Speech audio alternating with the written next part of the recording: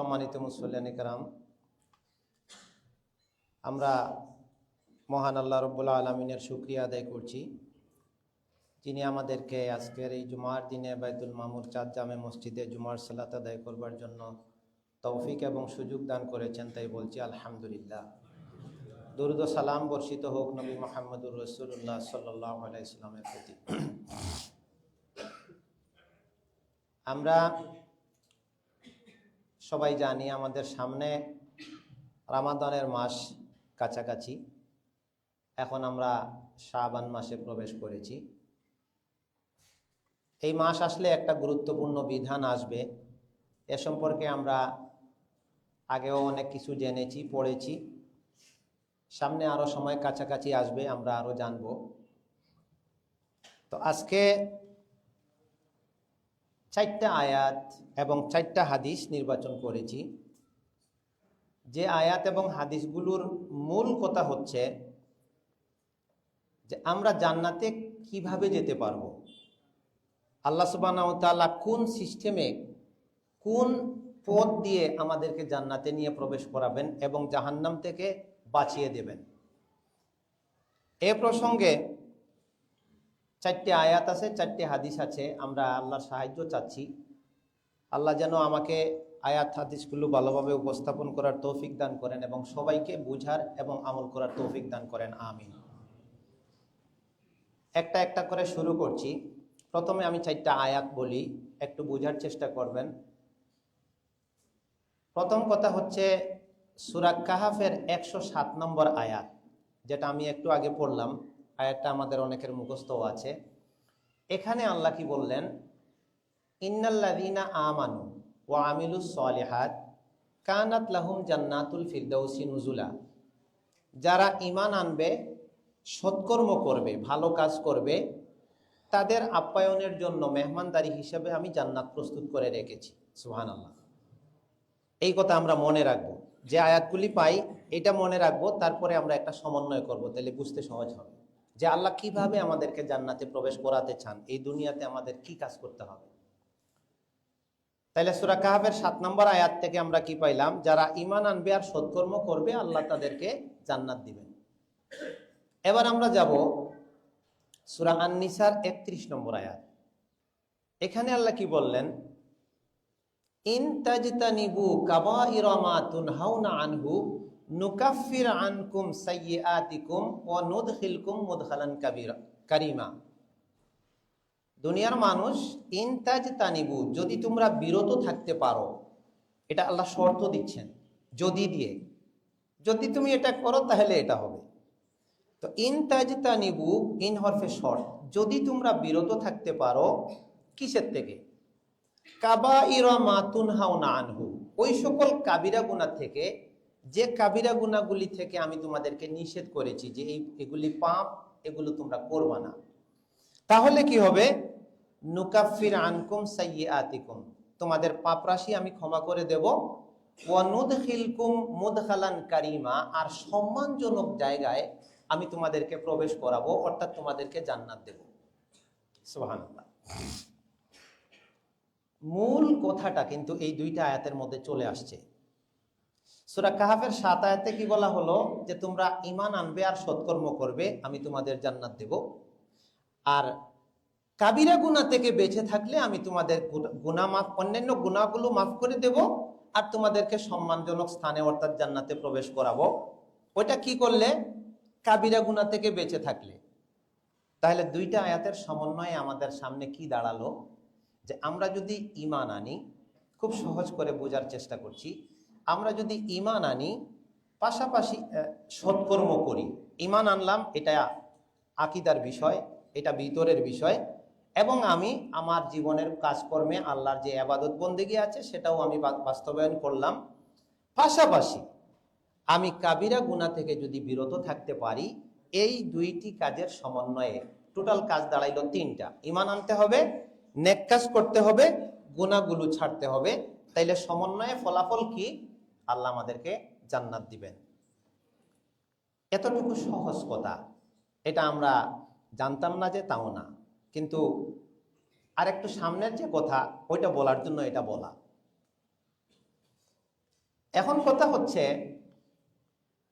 আমি জানি ঈমান আনলে আর সৎকর্ম করলে আল্লাহ আমারে জান্নাত দিবেন, আমি জানি কাবিরা গুনাহ থেকে বেঁচে থাকলে আমাকে আল্লাহ জান্নাত দিবেন, তারপরেও কিন্তু আমি সৎকর্ম অহরহ মিস করতেছি। ইভেন ফরজ ইবাদত আমি মিস করে ফেলতেছি। অহরহ এমন কোনো কাবিরা গুনাহ নাই যেটা পৃথিবীতে সংগঠিত হচ্ছে না। কাফির মুশরিক বাদ দিলাম, নামকা ওয়াস্তে যারা মুমিন মুসলমান বলে দাবি করছেন, এমন একটা পাপ বের করেন যে মুসলিম সমাজে সেটা হয় না, আমাদের বাংলাদেশে হয় না, এই পাপটা একটা বের করেন। কাবিরা গুনাহ সব পাপ হয়। কাবিরা গুনার অনেক ফিরিস্তি আছে, কেউ 99টা, কেউ 100টা। ইমাম আজ-জাহাবি কিতাবুল কাবাইর নামে একটা কিতাব রচনা করেছেন, 100+ কাবিরা গুনার তালিকা আছে। আমার ওই ভালো ছাত্র আর উপায় বইটাতেও ওই তালিকাগুলো দেওয়া আছে, ছোটদের আকিদা আখলাক বইটাতেও ওই তালিকাটা দেওয়া আছে। 100+ কম বেশ কাবিরা গুনার তালিকা আছে। এখন মজার ব্যাপার হচ্ছে, আমাদেরকে আল্লাহ খুব সহজ কথা জানাই দিলেন, তোমরা ঈমান আনবা, সৎকর্ম করবা। সূরা কাহাফের 7 নম্বর আয়াত বলছে আমি তোমাদেরকে জান্নাত দেব। সূরা নিসার 31 নম্বর আয়াত বলছে তোমরা কাবিরা গুনাহ থেকে বেঁচে থাকবা, আমি তোমাদেরকে সম্মানজনক স্থানে অর্থাৎ জান্নাতে প্রবেশ করাবো। কিন্তু এখন আমার পাল্টা প্রশ্ন হচ্ছে আল্লাহর কাছে, যে এই জিনিসটা তো আল্লাহ আমি বুঝলাম, আমি জানলাম, কিন্তু আমি কেন নেক আমল করতে পারছি না, কেন আমি পাপ থেকে বাঁচতে পারতেছি না? বুঝতে পারছি কথাটা? এর সমাধান কি, এর উত্তর কি আল্লাহর কাছে? এই জন্য আল্লাহ সুবহানাহু ওয়া তাআলা এই জান্নাত পাওয়ার ব্যাপারে কোরআন মজিদের আরো কয়েক জায়গায় একটু ভিন্ন কথা বলেছেন, ভাষাটা ভিন্ন। এখানেও জান্নাতের গ্যারান্টি আল্লাহ দিয়েছেন, কিন্তু এখানে ইমানের কথাও বলেননি, নেক আমলের কথাও বলেননি, কাবিরা গুনাহ থেকে বাঁচার কথাও বলেননি। এখানে অন্য একটা শব্দ বলেছেন, অন্য একটা কথা বলেছেন, আর ওই কথাটা হচ্ছে ওই কাজগুলির মূল উপাদান। মানে এই জিনিসটা যার মধ্যে থাকবে তার দ্বারা সৎকর্ম হবে, তার দ্বারা পাপ থেকে বেঁচে থাকা সম্ভব হবে। আর এই জিনিস যার মধ্যে থাকবে না, সে যতই ওয়াজ করবে, নসিহত করবে, সে নিজেই বক্তৃতা দিবে, খুতবা দিবে, ভাই ভালো কাজ করবেন, গুনাহ থেকে বেঁচে থাকবেন, সেই স্টেজ থেকে নাইমা ফরজ নামাজ কাজা করে ফেলবে, বুঝতেও পারতেছে না। ওই কথাগুলো আবার কি? তখন আমাদেরকে যেতে হবে সূরা আন-নাজিয়াত নামে একটা সূরা আছে, 30 নম্বর পারার 2 নম্বর সূরা। প্রথমে আম্মা ইয়াতাসাআলুন, তারপরের সূরা হইল ওয়ান-নাজিআতি গারকা ওয়ান-নাশিতাতি নাশতা। এই সূরার 40 নম্বর আয়াত। আর সূরা আর-রহমান নামে যে সূরাটা আছে, এই সূরার 46 নম্বর আয়াত। আজকে যদি আর কিছু নাও মনে থাকে, এই 4টা আয়াত সমন্বয় করে একটু ভাবার চেষ্টা করবেন, ইনশাআল্লাহ অনেকটা আমরা স্বাদ পাবো এবং মূল জিনিসটা আমরা পাওয়া যাব। যে কাহাফের 7 নম্বর আয়াতে বলছেন আল্লাহ ঈমান আনলে আর সৎকর্ম করলে জান্নাত দিবেন। সূরা নিসার 31 নম্বর, আমি এই রেফারেন্সটা বারবার বলতেছি কেন, যাতে মুখস্থ হয়ে যায়। সূরা নিসার 31 নম্বর আয়াতে আল্লাহ কি কারণে জান্নাত দিবেন বলছেন, মনে ভুলে গেছি, কাবিরা গুনাহ থেকে বেঁচে থাকলে। এবার দেখি আমরা সূরা আর-রহমানের 46 আয়াতে আল্লাহ এই কথাই বলেছেন যে জান্নাত দিবেন, তবে তিনি একটার কথা বলেননি, 2টা জান্নাত দিবেন বলছেন। সুবহানাল্লাহ। সূরা নাজিয়াতের 40 নম্বর আয়াতেও একটা কাজের কথা বলেছেন, আর বলেছেন আমি তোমাদেরকে জান্নাত দিব। কিন্তু এটা কি? এবার যদি নাজিয়াতের 40 নম্বর আয়াত ধরি, সেখানে আল্লাহ বলছেন ওয়া আম্মা মান খাফা মাকামা রাব্বিহি, না, ওয়া আম্মা মান ওয়ালিমান খাফা মাকামা রাব্বিহি জান্নাতান। এটা হলো আর-রহমানের 46 আয়াত। ওয়ালিমান খাফা মাকামা রাব্বিহি জান্নাতান, যে মানুষ ভয় করে তার রবের সামনে দণ্ডায়মান হওয়াকে, তাকে আল্লাহ জান্নাত দিবেন 2টা। সুবহানাল্লাহ। এখানে কিন্তু গুনাহ থেকে বাঁচার কথা বলা হচ্ছে না, এখানে ঈমান সৎকর্মের কথা বলা হচ্ছে না। কিসের কথা বলা হচ্ছে? খাফা মাকামা রাব্বিহি। এটা মুখস্থ করার জিনিস। এটা কিন্তু বলতে তো আমি বলে ফেললাম আয়াতটা, আপনারাও 1 সেকেন্ডে শুনে ফেললেন, কিন্তু এটা এত ভারী একটা কথা। এই জন্য কোরআন আল্লাহ বলছেন যদি আমি পাহাড়ের উপরে দিতাম, এর ভারত তো এমন যে পাহাড় সহ্য করতে পারতো না। ইন্না সানুলকি আলাইকা কাউলান সাকিলা, এই কোরআন অত্যন্ত ভারী। ভারী মানে ওজন ভারী না, এর প্রভাব অত্যন্ত মারাত্মক। আল্লাহ আমারে 2টা জান্নাত দিয়ে দিবেন। অনেক ওয়াজ লাগে জান্নাতের, নেক আমলের ওয়াজ করলে কয়েকদিন লাগবে, গুনাহ থেকে বেঁচে থাকার ওয়াজ করলে কয়েকদিন লাগবে। আর এখানে শর্টকাট আল্লাহ একটা শব্দের মধ্যে ঢুকাইয়া দিবেন, ওয়ালিমান খাফা মাকামা রাব্বিহি জান্নাতান, যে তার রবের সামনে দণ্ডায়মান হওয়াকে ভয় করবে, আল্লাহ তাকে 2টা জান্নাত দিবেন। এবার আসি সূরা নাজিয়াতের 40 আয়াতে কি বললেন, ওয়া আম্মা মান খাফা মাকামা রাব্বিহি, একই কথা। তারপরে আরেকটা শব্দ আছে, ওয়া নাহান নাফসা আনিল হাওয়া ফাইন্নাল জান্নাতা হিয়াল মাওয়া। ওয়া আম্মা মান খাফা মাকামা রাব্বিহি, যে তার রবের সামনে দণ্ডায়মান হওয়াকে ভয় করবে, ওয়া নাহান নাফসা আনিল হাওয়া, এবং প্রবৃত্তিকে তার চাহিদা পূরণ থেকে, অন্যায় চাহিদা পূরণ থেকে বাঁচায় রাখবে। এবার আল্লাহ নিশ্চয়তা দিয়ে বলছেন ফাইন্নাল জান্নাতা। আমি মনে বলেছিলাম মাঝে মধ্যে, ইন্না শব্দ কথাটাকে তাকিদ করবার জন্য আসে, জোর দেওয়ার জন্য আসে। ফাইন্নাল জান্নাতা, তবে অবশ্যই জান্নাত, হিয়াল মাওয়া, তার ঠিকানা। সুবহানাল্লাহ। এবার 4টা আয়াত সমন্বয় করি। এটা মুখস্থ করবার জন্য বলছি, আমিও আয়াতগুলো মুখস্থই করছি, এটা আমার নোটে নাই, মানে একটু দেখে আমি মনে রাখার চেষ্টা করছি। আপনারা একটু মনে রাখার চেষ্টা করি সবাই। 4টা আয়াত কি বলছে, যে সূরা কাহাফের 7 আয়াতে আল্লাহ কি বললেন, যারা ঈমান আনবে আর সৎকর্ম করবে তাদেরকে আল্লাহ কি দিবেন, জান্নাত দিবেন। সূরা নিসার 31 নম্বর আয়াতে আল্লাহ কি বললেন, যে পাপ কাবিরা গুনাহ থেকে বেঁচে থাকলে আল্লাহ জান্নাত দিবেন। এবার এই 2টা জিনিসের উৎসটা কি, প্রেরণাটা কি, উপাদানটা কি? এই 2টা জিনিসের উপাদান, আমি ঈমান আনবো, নেক আমলে জড়ায়া থাকবো, আবার আমি ঈমান আনবো, পাপ থেকে দূরে থাকবো। এই জিনিসগুলার উপাদান হচ্ছে খাউফুল্লাহ, খাফা মাকামা রাব্বিহি, আল্লাহর সামনে দণ্ডায়মান হওয়ার ভয় অন্তরে জাগ্রত রাখা। এইটা যার মধ্যে এসে যাবে, একমাত্র সেই ব্যক্তি পারবে আল্লাহর সকল তার সামর্থ্যের মধ্যে যত বিধান আছে সেটা পালন করতে। একমাত্র সেই ব্যক্তি পারবে তার সামনে যে জিনিসটা গুনাহ বলে পরিচিত হয়ে যাবে, এই গুনাহ থেকে বেঁচে থাকতে, তাছাড়া সম্ভব নয়।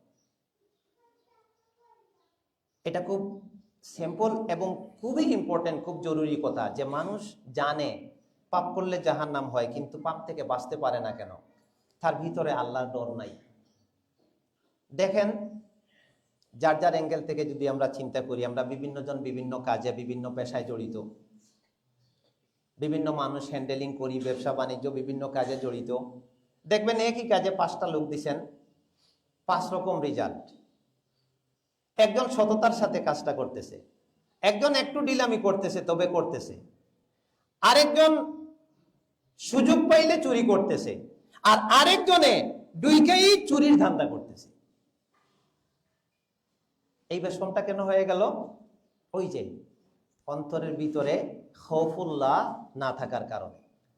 এই জন্য আমি গত কয়েকদিন রিয়াদুস সালিহিনের মধ্যে একটা অধ্যায় পড়াইলাম, বাবুল খৌফ নামে একটা অধ্যায় আছে রিয়াদুস সালিহিনে। বাবের নাম কি? বাবুল খৌফ, ভয়ের অধ্যায়। এখানে অনেকগুলি আয়াত আনছেন এবং বেশ কতগুলো হাদিস আনছেন। তো এই এর সাথে সম্পৃক্ত কয়েকটা হাদিস আছে, এটা আমরা এখন মিলাই, যে আল্লাহর ভয় নবী রাসূলরা কেমন করতেন, আর ভয়টা কিভাবে জাগ্রত হওয়া উচিত আমাদের। একটা হাদিস ধরি,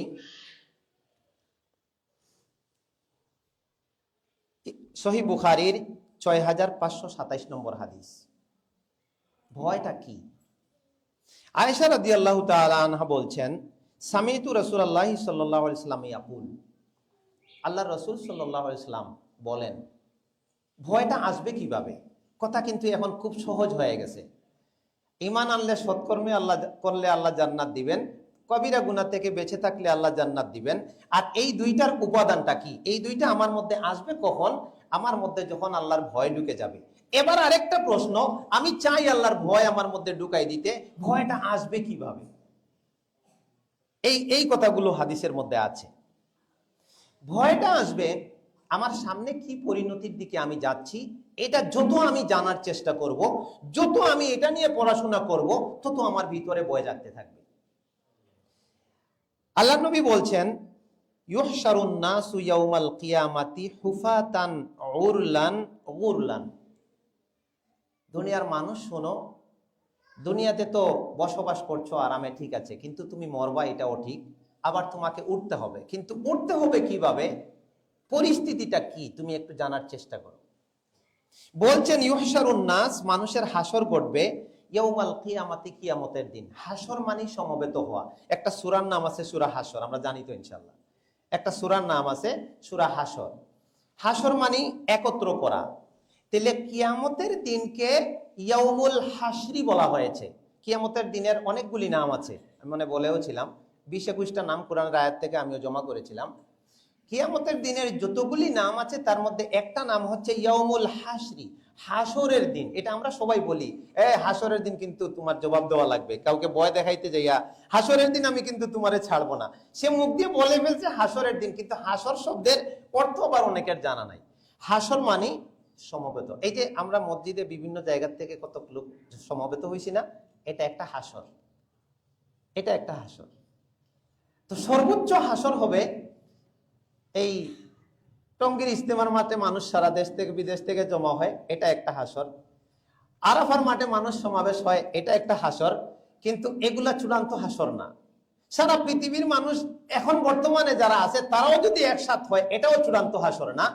চূড়ান্ত হাসর সেটা প্রথম মানুষ আদম আলাইহিস সালাম থেকে নিয়ে শেষ কিয়ামতের আগের সর্বশেষ ব্যক্তিটা পর্যন্ত সমস্ত মানুষ যে মাঠে থাকবে, ওইটার নাম চূড়ান্ত হাসর। এবং সেই হাসরটা হবে কিয়ামতের দিন। এই জন্য ওই দিনের নামই হচ্ছে ইয়াউমুল হাসরি। সুবহানাল্লাহ। তো এই হাসরের দিনে মানুষ উঠবে কবর থেকে। এখানে 3টা শব্দ আছে, হুফাতান, উরাতান, গুরলান। হুফাতান মানে হচ্ছে পায়ে স্যান্ডেল থাকবে না। দুনিয়াতে যত দামি জুতা পরি না কেন, আর যত বড় দামের চামড়ার শু লাগাই না কেন, কবরে যাওয়ার সময় শু দেওয়া হবে না, উঠতেও কোনো জুতা থাকবে না।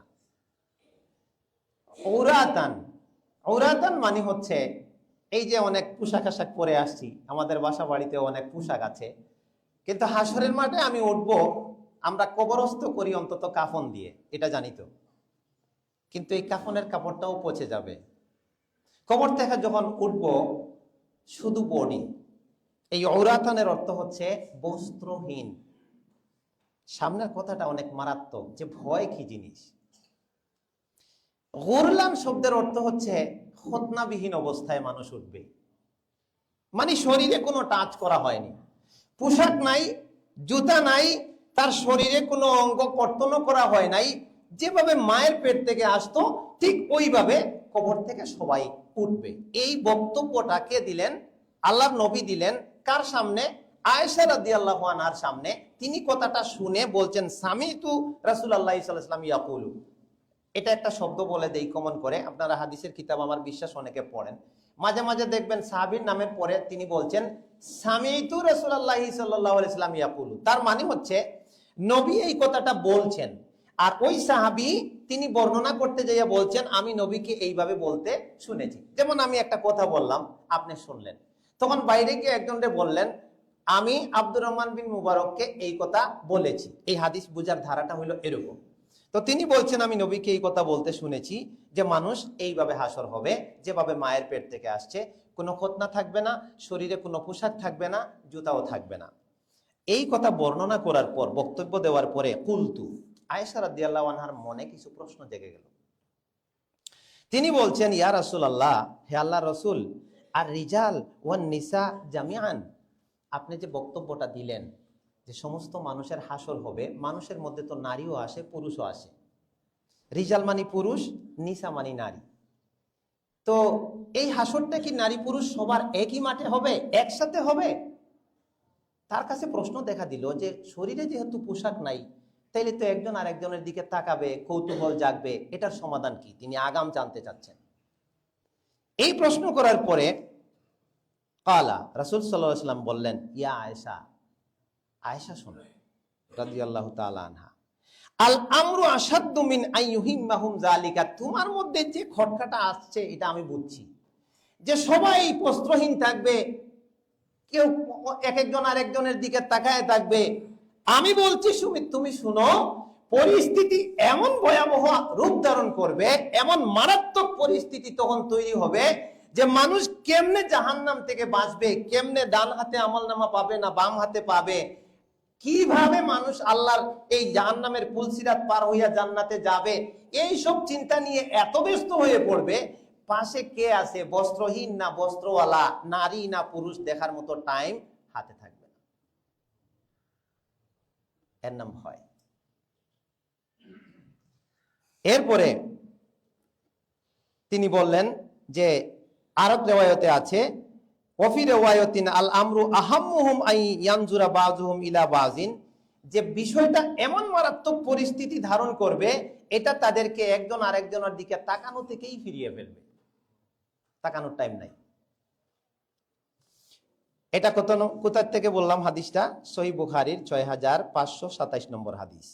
আর একটা হাদিস আনি, তিরমিজির 2312, ইবনে মাজার 4190। আন আবি যাররিন রাদিয়াল্লাহু তাআলা আনহু, আবু যর রাদিয়াল্লাহু তাআলা আনহু বলছেন, কালা রাসূলুল্লাহ সাল্লাল্লাহু আলাইহি ওয়াসাল্লাম, রাসূল সাল্লাল্লাহু আলাইহি ওয়াসাল্লাম বলেছেন, ইন্নী আরা মা লা তারাউনা। দুনিয়ার মানুষ শোনো, তোমরা তো জান্নাতে যেতে চাও, ঠিক আছে, ওই যে কথাগুলো আগে গেছে, জান্নাতে যেতে চাইলে তো ঈমান লাগে, আমল লাগে। জান্নাতে যেতে চাইলে কাবিরা গুনাহ থেকে বেঁচে থাকা লাগে।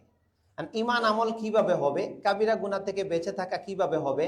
ওই দুইটা আয়াত সূরা আর রহমানের কত ভুলে গেছি, 46, নাজিয়াতের কত, আলহামদুলিল্লাহ মনে আছে, যে আল্লাহর ভয় জাগ্রত হলে আমার ঈমানও থাকবে, আমার দ্বারা সৎকর্ম হবে, গুনাহ থেকেও আমার বাঁচা হবে। এর উপাদানটা কিভাবে আসবে? এইটা হচ্ছে আমার সামনের পরিণতি যত, আমি বলছিলাম কথাটা আগে, আবার বলছি, অনেক কথা বলে লাভ নাই। একটা মূল জিনিস মাথায় ঢুকলে একটা চিন্তায় মানুষের পুরা জীবনের মুডটা অন্যদিকে নিয়ে যায়। একটা চিন্তা মানুষের লাইফকে হয় ভালো করে দিবে, নয় খারাপ করে দিবে। একজনের কথায় হয় মানুষ খারাপ হয়ে যেতে পারে অথবা ভালো হয়ে যেতে পারে। এখন আমার সামনে আমি কোন দিকে যাচ্ছি, এই পরিণতি যে যত বেশি চিন্তা করবে, তার ভিতরে তত বেশি আল্লাহর ভয় জাগ্রত হবে এবং সেই তত বেশি আল্লাহমুখী হবে।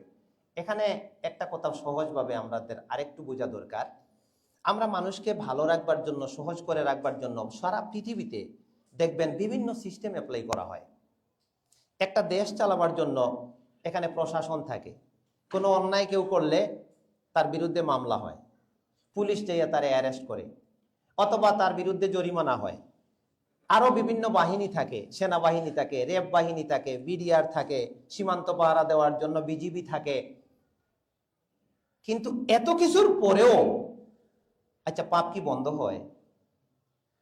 আমরা কি জানি পাপ বন্ধ হইছে? বন্ধ, আচ্ছা আচ্ছা, যদি একটা কথা যদি আসে, যদি আমরা বলি যে মানুষ বেশি, পুলিশের সংখ্যা কম, যদি পুলিশ ডাবল হয় পাপ বন্ধ হবে? আপনাদের বিশ্বাস কি হয়? জিনা, বেবিচার, চুরি, ডাকাতি, এই যে ব্যবসায় ফাঁকিবাজি, মানুষকে ঠকানো, 2 নম্বরই করা, মিথ্যা, চুগলখড়ি, গীবত, অন্যের সম্পদ নষ্ট করা, আরেকজনের ঘরবাড়ি ধ্বংস করা, বা যে কোনো জিনিস তার জায়গা জমি ছিনিয়ে নেওয়া, হ্যাঁ,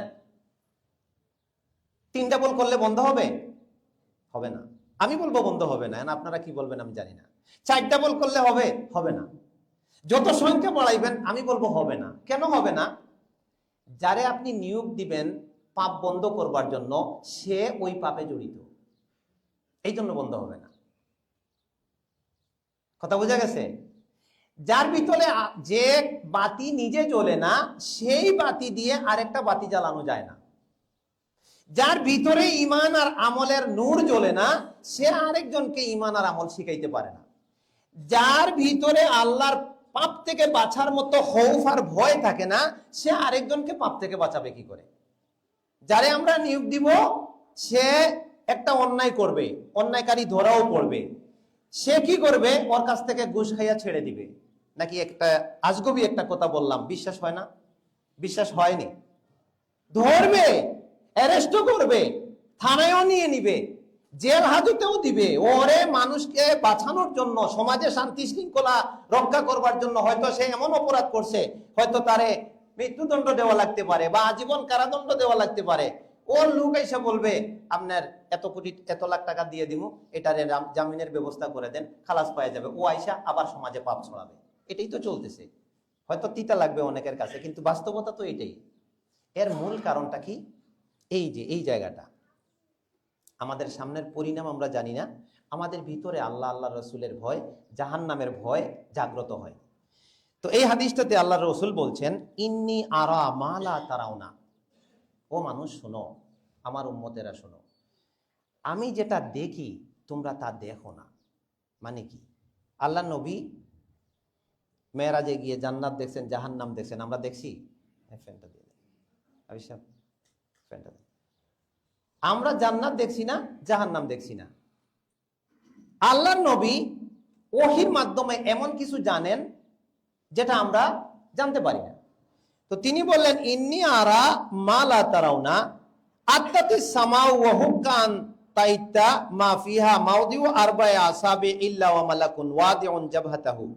এরপরে বলছেন একটা, হয়তোবা আজকে নতুন এটা জানা হবে অনেকে জানতেও পারি যারা এই হাদিসটা পড়ছি। নবী বলছেন, এই যে বিশাল আসমান আছে, 7টা আসমান আছে, তিনি বলছেন যে এই বিশাল এক একটা আসমানের মধ্যে 4 আঙ্গুল পরিমাণ জায়গা, মাউদিউ আরবায়ে আসাবে, মাউদিউ আরবায়ে আসাবে, 4 আঙ্গুল কতটুকু? আর 4 আঙ্গুল পরিমাণ জায়গা 7 আসমানের মধ্যে কোথাও খালি নাই। ইল্লা ওয়া মালাকুন ওয়াদিউন জাবাতাহু সাজিদান লিল্লাহ, যে ওইখানে একজন ফেরেশতা মাথা টেকিয়ে আল্লাহকে সিজদা না করছে। আল্লাহ, এই কথা আল্লাহর নবী এখানে কেন বললেন? আমাদের ইবাদত দিয়ে আল্লাহর ঠেকা নাই, আল্লাহর কিচ্ছু যায় আসে না। আমরা সারা জীবন কাবিরা গুনাহ করলে আল্লাহর কিচ্ছু যায় আসে না। এখানে বুঝাতে চাচ্ছেন, ওই যে ফেরেশতারা তো বলছিল, ওয়া নাহনু নুসাব্বিহু বিহামদিকা ওয়া নুকাদ্দিসু লাক। আল্লাহ আপনি মানুষ বানাবেন, আমরাই তো তাসবিহ গুণগান করতেছি। এই তাসবিহ গুণগানের প্রমাণ হইল এটা, যে সারা আসমান ভরা ফেরেশতারা আল্লাহকে সিজদা করতেছে। এরপরে বলছেন, ওয়াল্লাহি, আমি আল্লাহর কসম দিয়ে বলছি, আল্লাহর নবীর কথা সত্য, তারপরেও বুঝাবার জন্য কসম দিয়ে বলছেন, লাউ তাআলামুনা মা আ'লামু, তোমাদের সামনে যে ভয়াবহ পরিণতির সম্মুখীন তোমরা হতে যাচ্ছ, সামনে যে ভয়ঙ্কর আযাবের কথা আসতেছে, যে পরিণতি সামনে আসতেছে, যদি এই ব্যাপারে তোমাদের ধারণা থাকতো, আমি যেটা জানি, তোমাদের অবস্থাটা কি হইতো? লাদাহিকতুম কালিলান, তোমরা হাসি কমাই দিতে। ও কয়টা কথা? একটা, হাসি কমাই দিতে। ওয়ালা বাকাইতুম কাসীরান, এবং তোমরা খুব বেশি কান্নায় জড়িয়ে পড়তে। আজকে আমাদের হইল উল্টা, নাকি আমি ভুল বললাম? আমরা যতটুকু হাসি তার চেয়ে কিঞ্চিত পরিমাণও আল্লাহর ভয়ে কান্দি না। যতটুকু হাসি সেই পরিমাণ আমাদের চোখ থেকে আল্লাহর ভয়ে পানি আসে না। তারপর বলছেন, ওয়ামা তালাজ্জাজতুম বিন নিসাই আলাল ফুরুশি, তোমরা নারী নিয়ে আনন্দ করার পর্যন্ত স্বাদ হারায় ফেলতে, ইন্টারেস্ট হারায় ফেলতে, এই ভয় আমি যা জানি যদি তোমরা তা জানতে। মানে এত পরিস্থিতি তোমাদের ভয়াবহ হয়ে যেত। তারপর কি বলছেন, ওয়ালা খারাজতুম ইলা সাউদাত তাজআরুনা ইলাল্লাহ, তোমরা ঘর বাড়ি ছেড়ে দিয়ে উঁচু উঁচু টিলায় নির্জনে চলে যেতে, ওই সব জায়গায় গিয়ে আল্লাহর কাছে খালি বলতে, আল্লাহ বাঁচাও, আল্লাহ বাঁচাও, আল্লাহ বাঁচাও। পরিস্থিতি এমন হয়ে যেত। যদি আমরা কি জানতাম, আমাদের সামনের কি পরিণতি হচ্ছে সেটা যদি জানতাম। এই জন্য একটা সময় আসবে, মানুষ তার ঈমানকে বাঁচাবার জন্য এই পদ্ধতি অবলম্বন করবে। অনেক হাদিস এটা বলছে, মেশকাতে পড়াইলাম ওই হাদিসটা, যে আল্লাহ সুবহানাহু ওয়া তাআলা আশ্চর্য বোধ করেন ওই বান্দার ব্যাপারে যে ছাগল নিয়ে পাহাড়ের চূড়ায় চলে যায়, সালাতের সময় হয় আজান দেয়, এবং সে নিজেই আজান দেয়, নিজেই একামত দেয়, নিজেই সালাত আদায় করে, তার ঈমান রক্ষা করবার জন্য এই ব্যবস্থা সে অবলম্বন করে। দুইটা হাদিস গেল। একটা হাদিস পাইলাম যে কিয়ামতের দিন হাসর হবে কি অবস্থায়, মনে আছে? কি থাকবে না? পোশাক থাকবে না। আর কি থাকবে না? জুতা থাকবে না। আর কি হবে? খতনাও থাকবে না, যেমনি আসছিলাম অমনি। প্রশ্ন যদি দাঁড়ায়, কেউ কাউকে দেখবে না, যে ভয়ঙ্কর পরিস্থিতির কারণে ওই চিন্তা আর জাগবে না, সুযোগ নাই।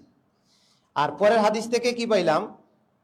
যে আমরা নবী যা জানতেন এটা যদি পরকাল সম্পর্কে জানতাম, তাহলে আমরা কয়েকটা কাজ করতাম। খালি হাসতাম কম, কাঁদতাম বেশি, আর খালি না মানে ওই আনন্দ উল্লাস নিয়ে ব্যস্ত থাকতাম না, যেটা বর্তমান পৃথিবীর কালচার। বর্তমান পৃথিবীটা কি, প্রকৃতিটা কি?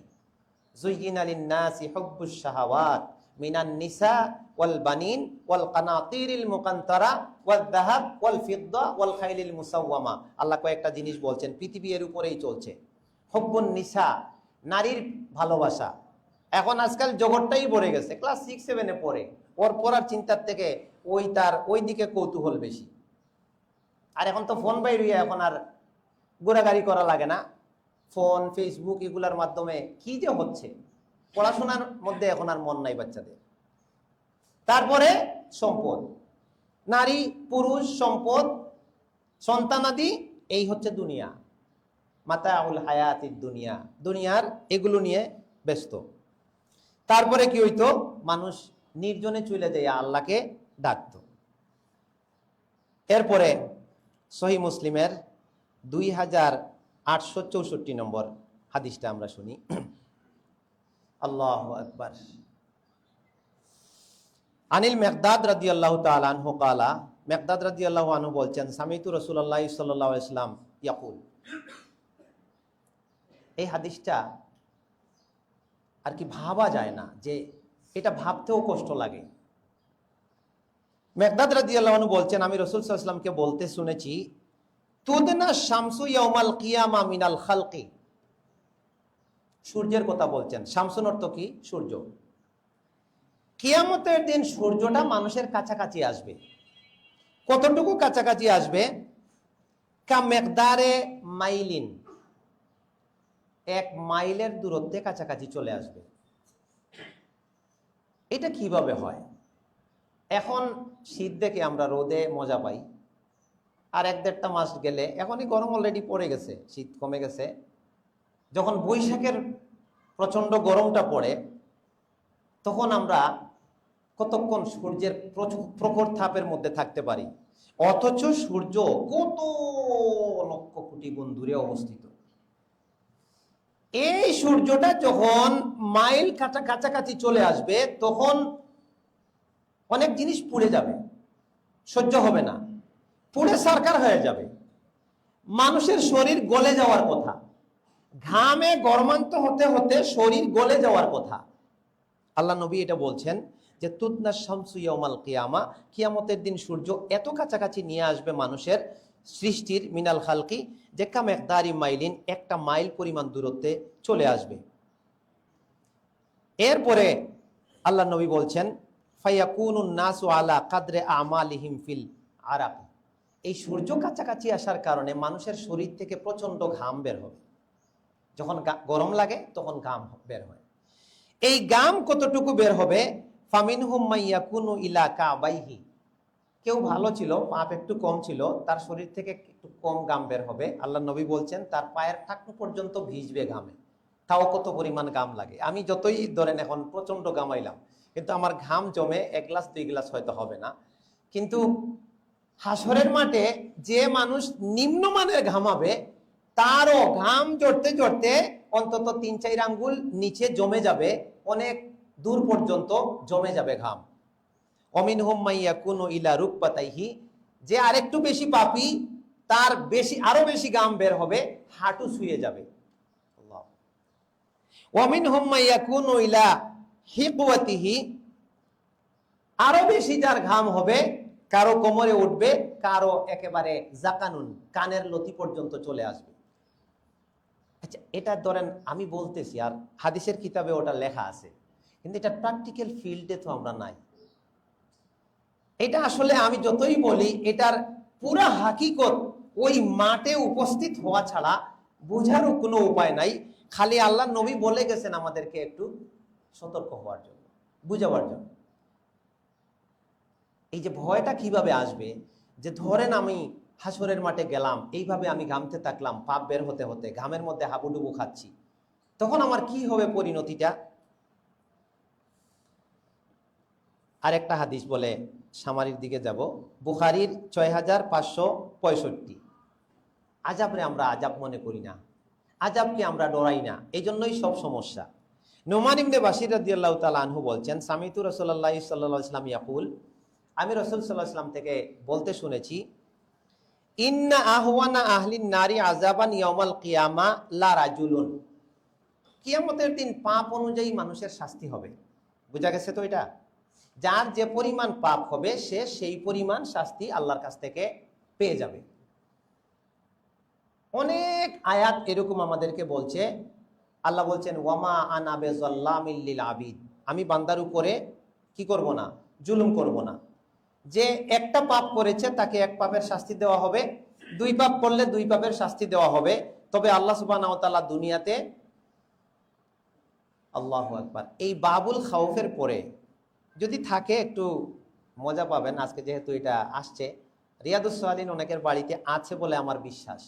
রিয়াদুস সালিহিন নামে কিতাব আছে, ওইখানে ওই বাবুল খাউফের এই হাদিসগুলো আছে। ঠিক এর পরে আরেকটা অধ্যায় আছে, এটার নাম কি? খাউফের বিপরীত শব্দ কি? রাজা। খাউফের বিপরীত হলো রাজা, ভরসা। অনেক ডর দেখানোর পরে, অনেক বিপদে পড়ার পরে কেউ যদি বলে, আরে না, আমি তোমার সহযোগিতা করব, তুমি টেনশন করো না, মনটা ভরে যায় না? যাক, তো ওই পরের ঠিক পরের অধ্যায়টা হচ্ছে রাজা।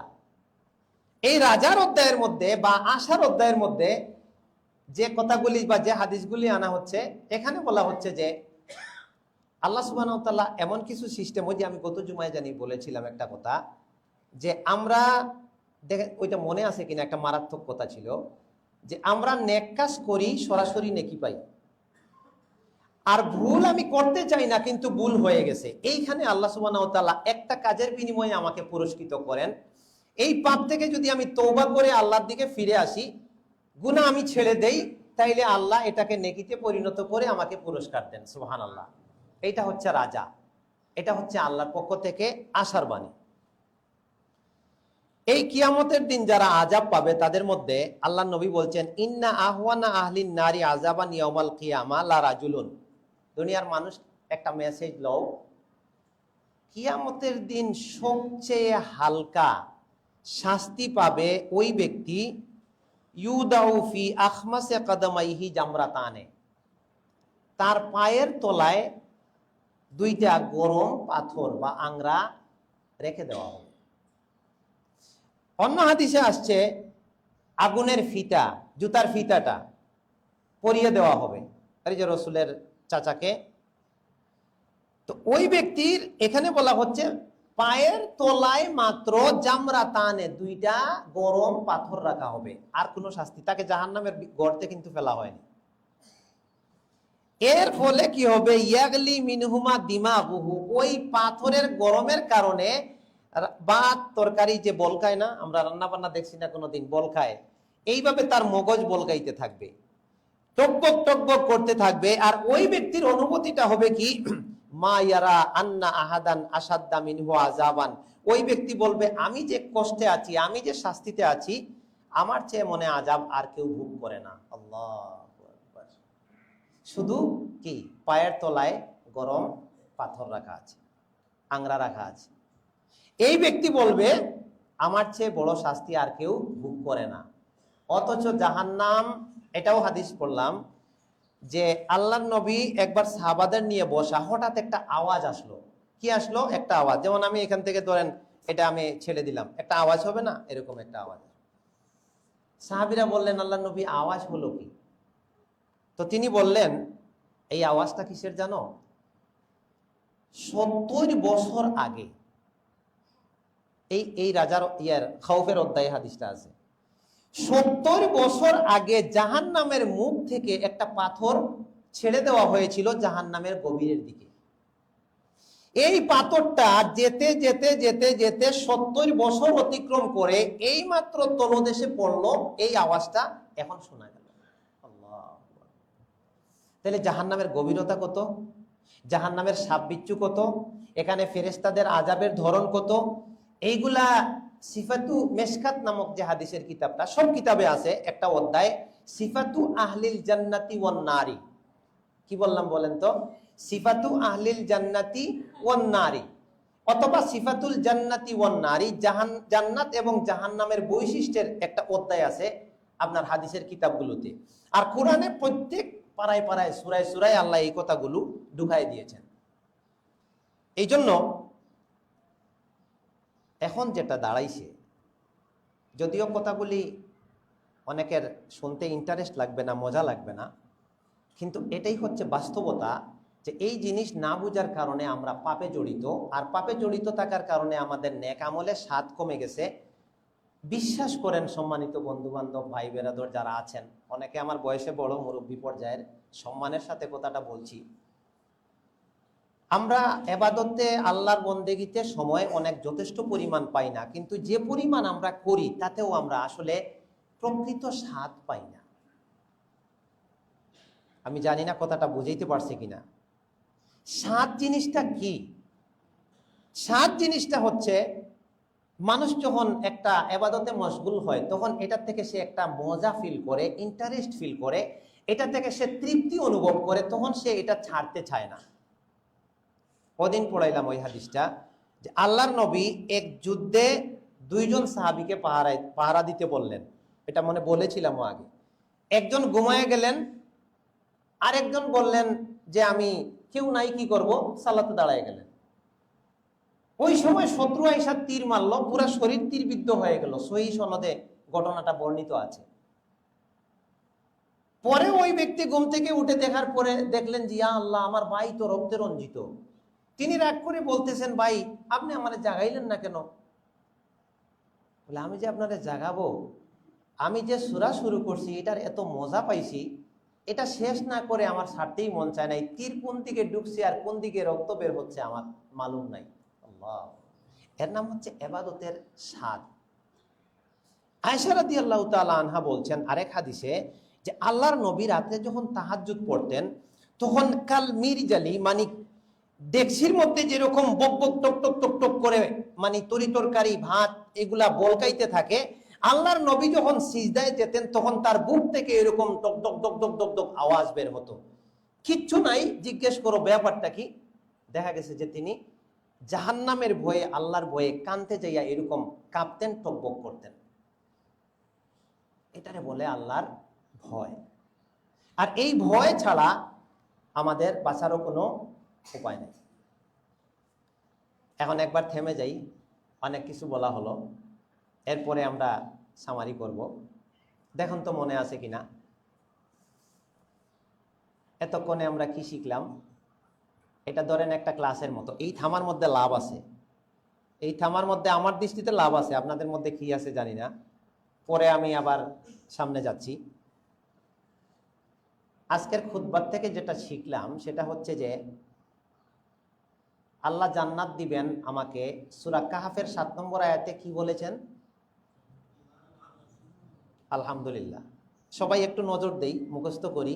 এটা দিয়ে আপনি একটা বক্তব্য দিতে পারবেন কোথাও, বা আপনার সন্তানকে বুঝাইতে পারবেন, আপনার স্ত্রীকে বুঝাইতে পারবেন। আমরা জানলাম, কিন্তু অনেক মানুষ আছে তো জানার বাইরে। এই একটা ভুল ধারণা আমাদের মধ্যে ঢুকে গেছে যে দাওয়াত দিতে হইলে দাওরা পাস করা লাগবে, দাওয়াত দিতে হইলে মুফতি হওয়া লাগবে, মাদ্রাসায় পড়া ছাড়া তো মানুষ দাওয়াত নিতে চায় না। এই সিস্টেমটাই বাতিল। এইটা যদি বলা হয়, দাহ্য করে দেওয়া হয়, তাহলে সব সাহাবীদের মধ্যে কেউ দায়ী ছিলেন না, কারণ তারা কেউ দাওরা পাস করেন নাই। বুঝা গেছে কথাটা? সাহাবারা দাওয়াত দেন নাই। যে যেখান থেকে উঠে আসবে, সে যখনই দিন শিখবে তখনই সে দিনের ছাত্র, যা শিখবে তার জন্য সে দায়ী হয়ে যাবে। সুবহানাল্লাহ। দিন সহজ। পাঞ্জাবি না থাকলে আর টুপি না থাকলে ইমামতিতে দেবে না। শার্ট প্যান্ট থাকলে তো ও যতই কারি হোক আর যতই কোরআন শুদ্ধ হোক, বলবে ওর ভিতরে নামাজই হবে না। এই বিশ্বাসগুলো ঢুকে গেছে। তো এতক্ষণের সারমর্মটা যদি আপনি কাউকে বুঝান, তাইলে কিভাবে বুঝাবেন? যে ভাই আপনি কি জান্নাতে যেতে চান? বলে হ্যাঁ জান্নাতে যেতে চাই। জাহান্নাম থেকে বাঁচতে চান? বলে হ্যাঁ বাঁচতে চাই। তাইলে বলেন তো কিভাবে হবে এটা? তখন সে বলবে তাইলে আপনিই বলেন। তাইলে তাকে বলতে হবে যে সূরা কাহাফের 7 নম্বর আয়াত 107 নম্বর আয়াত পড়ে দেখবেন, আল্লাহ বলছেন ঈমান আনলে আর সৎকর্ম করলে আল্লাহ জান্নাত দিবেন। তারপর সূরা নিসার 31 নম্বর আয়াতে আল্লাহ কি বলছেন, যে কাবিরা গুনাহ থেকে তোমরা যদি বেঁচে থাকো তাইলে আমি তোমাদের অন্যান্য গুনাহগুলি মাফ করব আর তোমাদেরকে জান্নাত দিব। তাইলে কি দাঁড়াইলো, যে জান্নাতে যাইতে হইলে ঈমান আনতে হবে, নেক আমল করতে হবে, পাশাপাশি কাবিরা গুনাহ থেকে কি করতে হবে, বেঁচে থাকতে হবে। এতটুকু বুঝতে তো অসুবিধা হয় নাই। এখন যারে আপনি কথা বলছেন, যারে দাওয়াত দিচ্ছেন, হোক সে স্ত্রী হোক, ভাই হোক, বেরাদর হোক, এই কথা সে বলবে যে এটা তো আমিও জানি। তখন আপনার প্রশ্ন দাঁড়াবে যে তাইলে আপনি কি সব নেক আমল করে যাচ্ছেন? সে দেখবেন ওই দিনে হয়তো সে ফজরের সময় ঘুমাই আসিল, ওই দিনই হয়তো সে কোনো একটা গুনার কাজে জড়িত হবে। যে তাইলে কি আপনি নেক আমলের মধ্যে আছেন, গুনাহ থেকে দূরে থাকতে পারতেছেন? বলে না, আমি তো পারতাছি না। বলে এটা কিভাবে আসবে? এটা আসবে আল্লাহর ভয় যখন আমার অন্তরে আসবে। কি যখন অন্তরে আসবে? আল্লাহর ভয়। এই কথাটা কোথায় আছে? যে আল্লাহকে ভয় করে চললে তার ঠিকানা হবে জান্নাত, নিশ্চয় তার ঠিকানা হবে জান্নাত। কোথায় আছে? নাজিয়াতের 40। আর যে ব্যক্তি আল্লাহর সামনে দণ্ডায়মান হওয়াকে ভয় করে চলে, তার জন্য 2টা জান্নাত। কোথায় আছে কথাটা? আর রহমানের 46। এর পরের প্রশ্ন দাঁড়াইলো যে এই ভয় আমাদের অন্তরে আনবো কিভাবে? যত বেশি আমরা আমাদের পরিণাম সম্পর্কে জানতে পারবো। কোরআনে জাহান্নামের যে আয়াতগুলো আছে, এই আয়াতগুলো, সূরাগুলো যত আমরা পড়তে থাকবো, জাহান্নামীদের হাসরের মাঠে পাপীদের পরিণতি সম্পর্কে আমরা যত পড়তে থাকবো, তত আমাদের অন্তরে কি জেগে যাবে? আল্লাহর ভয় জেগে যাবে। আরো মজার একটা কথা বলি, আশ্চর্যের ব্যাপার, যদিও কথাটা একেবারে নতুন না, কিন্তু আবার একটু রিপিট করি। আল্লাহ নবীর কাছে ওহী আসলো কত বছরে? টোটাল কত বছরে? ওহী যখন আসছে তখন তার বয়স ছিল 40। আর এই ওহী নাজিল হওয়া শুরু থেকে শেষ পর্যন্ত কতদিন লাগছে? 23 বছর। মক্কায় কত বছর? 13। মদিনায় 10। আলহামদুলিল্লাহ, এটা খুব বেসিক নলেজ, আমরা জানিও অনেকে। এখন একটা প্রশ্ন যদি ছুড়ে দেওয়া হয় যে 30 পারা কোরআন নাজিল হয়েছে, এটা আমাদের সামনে আছে, এই যে দেখেন টেবিলে কোরআন আছে, বক্সে কোরআন আছে, অভাব নাই।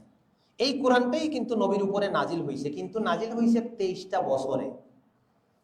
একটা কমন প্রশ্ন যদি করা হয় যে এই 23 বছর সময় কেন লাগলো, আর এই নাজিল হওয়ার সময় যে বক্তব্য কোরআনে আছে, বক্তব্যের ধারাটা কি ছিল? আমি আবার বলছি, 23 বছর সময় কেন? কিতাব আকারে এক লগে দিয়ে দিলে তো হইতো। মুশরিকরা কিন্তু এই প্রশ্ন তুলছিল, হয়তো জানা আছে যে আপনি এক লগে কোরআন দেন না কেন আমাদেরকে? আজকে কয়েক আয়াত, কালকে কয়েক আয়াত, এইভাবে কোরআন আসে কেন আপনার কাছে? তারা এই প্রশ্নটা তুলছিল। তখন আল্লাহ তার জবাব দিয়েছিলেন, কাযালিক নবী, ওদেরকে বলে দাও আমি এইভাবেই নাজিল করতে থাকবো অল্প অল্প করে। কেন? লিনুসাব্বিতা বিহি ফুআদাকা, যাতে আয়াতগুলো তোমাদের অন্তরে গিতে যায়। এক লগে সব আয়াত, আমি যদি এখন এক পারা তর্জমা করি, মনে থাকবে কয়টা? এই জন্য আজকে 4 আয়াত বলে আর না। এটাই আল্লাহর সিস্টেম, এটাই সুন্নাত। সাহাবীরা মাঝে মাঝে বলতেন, আল্লাহ নবী আপনি প্রতিদিন আমাদেরকে ওয়াজ করেন, হাদিসটা মনে নাই, প্রতিদিন ওয়াজ করেন। বলে না, এটা চলবে না। মাসে একদিন, না আরো বেশি, 2 দিন, না আরো বেশি, সপ্তাহে একদিন, না আরো বেশি, সপ্তাহে 2 দিন, এরপরে না আরো বেশি। আল্লাহ নবী আর সামনে বাড়েন নাই, থেমে গেছেন। তার মানে কি? আরো সহজ করে দেই। সকালে নাস্তা মুস্তা খাই আমরা এখানে আসছি, নামাজ পড়ে বাসায় যাব, যার বাসায় যেটাই আল্লাহ রিজিকে রাখছে গিয়ে খাবো। খাওয়ার পরেই যদি আরেকজন বলে, ভাই আমার বাসায় একটু দাওয়াত, অনেক ভালো পাকাইছি, আপনি আসেন খান। যদি কেউ তর্কের খাতিরে খেতেও বসে যায়, বাসায় আগে যতটুকু ক্ষুধা থাকতে খাইছিল ততটুকু পারবে? অত ব্রাস্ট হয়ে মারা যাবে। এরপরে যদি আরেক বাসায় দাওয়াত দেয়, ও তো বলবে ভাই আমারে মাইরেন না আপনি। তার মানে প্রত্যেকটা জিনিসের একটা হজমের ব্যাপার আছে। ইলমটাও তাই, সুবহানাল্লাহ, ইলমটাও তাই। ইলমও হজম করতে হয়। তাইলে এই 23 বছর সময় আল্লাহ লাগাইলেন, আস্তে আস্তে দিলেন, এটা মানুষকে প্র্যাকটিস করাবার জন্য, এটা হজম করাবার জন্য, আমলে নিয়ে আসার জন্য। 1 নম্বর উত্তর পাইলাম। 2 নম্বর সবচেয়ে ইম্পর্টেন্ট যে কথাটা কোরআন নাজিলের ধারা পড়লে যেটা পাওয়া যায়, যে মক্কায় যতগুলি সূরা নাজিল হয়েছে শুরুর দিকে শুধু এইটাই, দুনিয়ার মানুষ আল্লাহকে ভয় করো। এই যে ওয়ালিমান খাফা মাকামা রাব্বিহি, এটা কিন্তু মাক্কি জীবনের। ওয়া আম্মা মান খাফা মাকামা রাব্বিহি, এটা কিন্তু মাক্কি জীবনের। খালি জাহান্নামের বর্ণনা, খালি জান্নাতের বর্ণনা, খালি পরকালের হাসরের বর্ণনা। সূরা আম্মা ইয়াতাসাআলুন ইন্না ইয়াউমাল ফাসলি কানা মিকাতা ইয়াউমা ইউনফাখু ফিস সূরি ফাতাতুনা আফওয়াজা। সিংহায় ফুৎকার দেওয়া হবে, তোমরা দলে দলে আল্লাহর সামনে আসবে। লা ইয়াতাকাল্লামুনা ইল্লা মান আযিনা লাহুর রহমান ওয়া ক্বালা সাওয়াবা। আল্লাহর সামনে কেউ কথা বলতে পারবে না, সবার জবান বন্ধ হয়ে যাবে। তবে আল্লাহ কাউকে যদি সুপারিশের অনুমতি দেন তাহলে সে কথা বলতে পারবে এবং সে সঠিক কথাই বলবে। খালি কথা, খালি কথা। আর মানুষ যে শিরিক করত, এই যে তোমরা শিরিক করতেছো, এইগুলা তোমাদের কোনো উপকার করবে না। দেখো তোমরা ওইটা কি করে, দেখো তোমরা ওইটা কি করে। হিসাবটা কোনোদিন মিলাইছি?